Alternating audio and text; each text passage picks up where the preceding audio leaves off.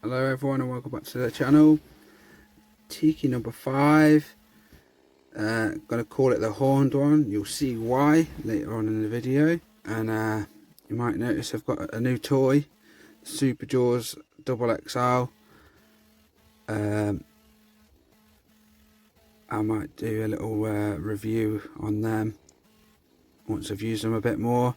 Just using the MS170 with the stock bar. Just how it comes, stock bar, stock chain.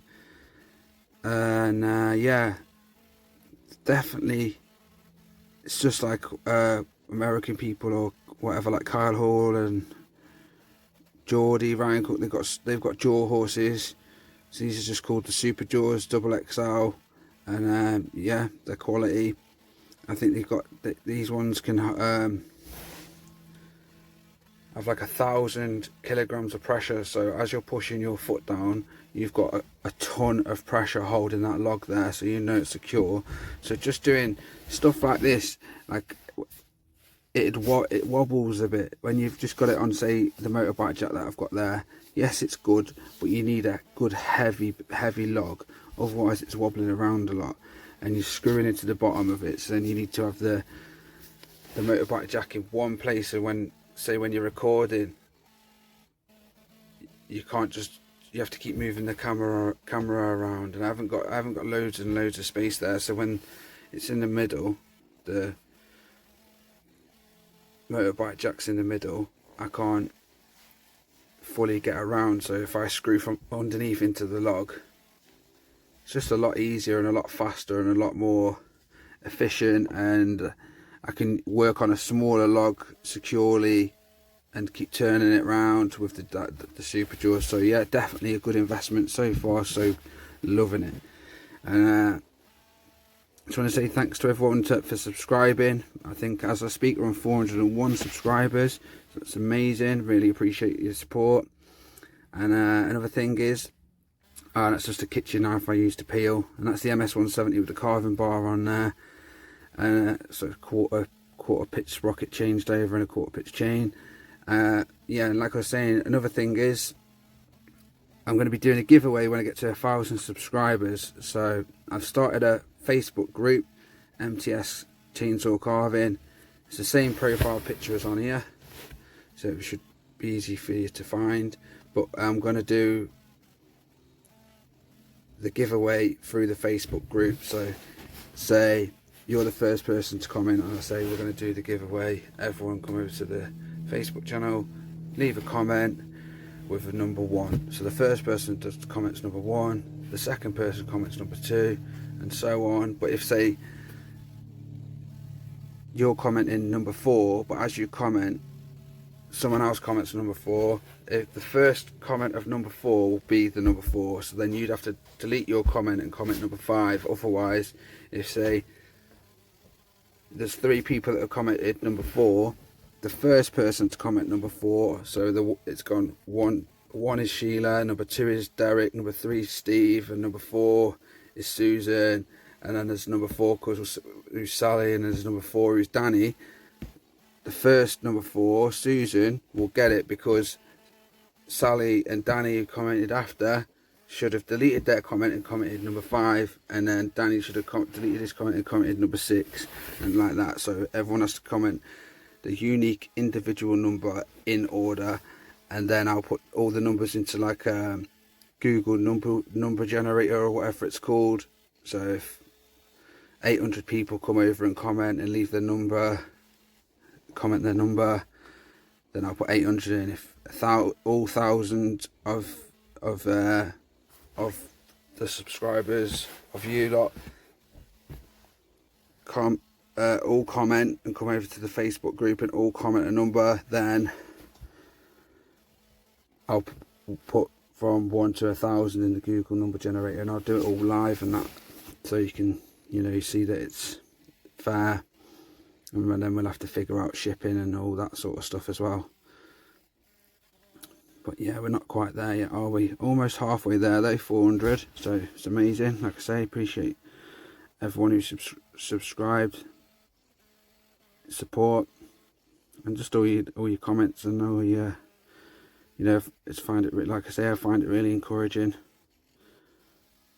And yeah, just making a start on the antlers there now. So I'm putting like I'm to make them like curved, so they've got a bit of movement in them.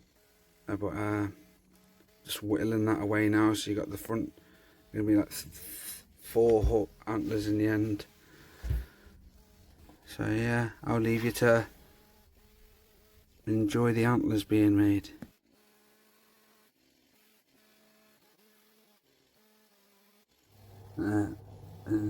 My mate John and his neighbour come round, started having some wood off me for his log burner. He's made like a little man cave, and he's got a proper log burner and that. So by next winter I want to have one of them in here, so hopefully he's going to teach me how to set that up properly and that. He has all my offcuts and that off me now, so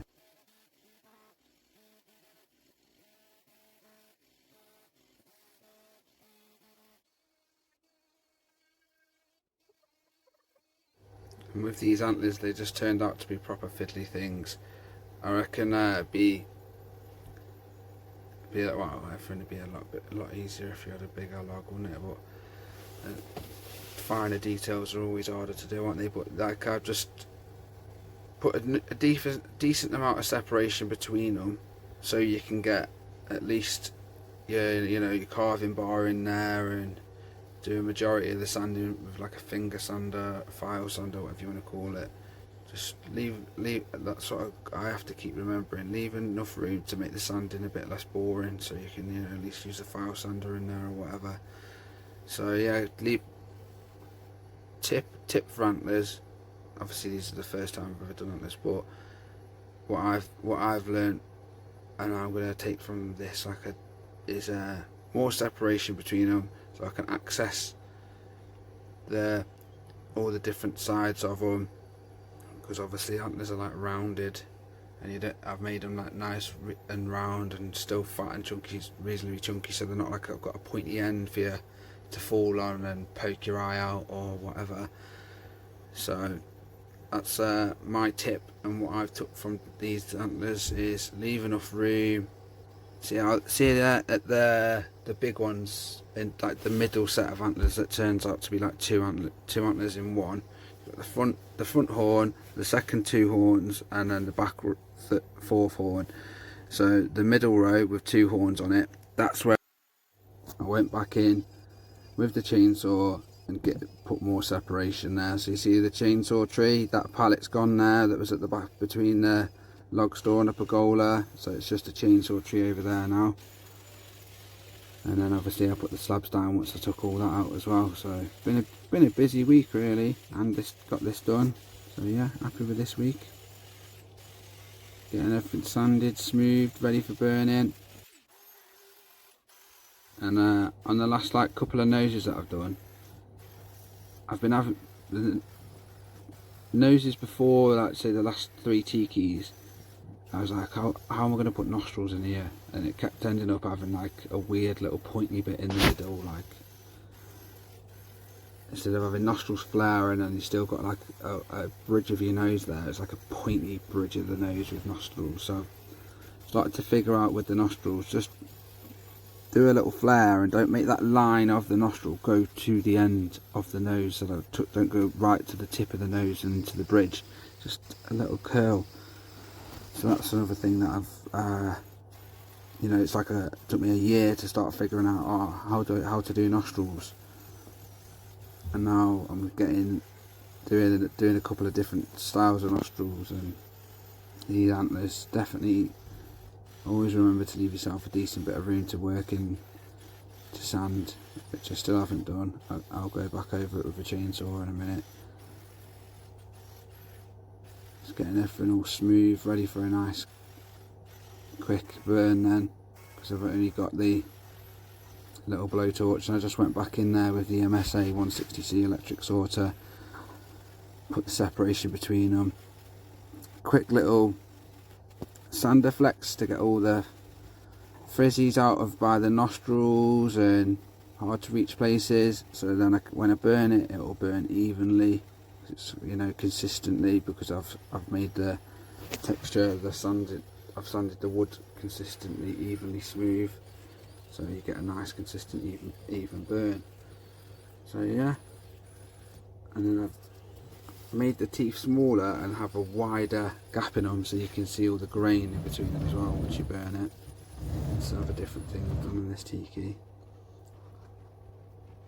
And then just a little tickle with the blowtorch, so you haven't got to do as much work with wire wool brush and nylon brush to get the grain to stand out. Again, just give it a little burn, and then I brushed it, and where it was a bit pale I burnt a little bit more, and it was still a lot quicker than burning until the grain's glowing red and everything's black, and then trying to get the grain to pop out again. So that's another different thing I did on here. Kept the diamond shaped eyes that I liked, and then just finish it with linseed oil, and then boom, look at all that grain popping out. Lovely. So yeah, tiki number 5, the horned one. Thanks for watching, and yeah, look at that grain, lovely. A lot less work by just giving it a little burn. So please subscribe if you haven't already. Tiki number 5, I think I've got tiki fever. Loving the tikis. Yeah, thanks for watching, and I'll see you on the next one. Happy Easter.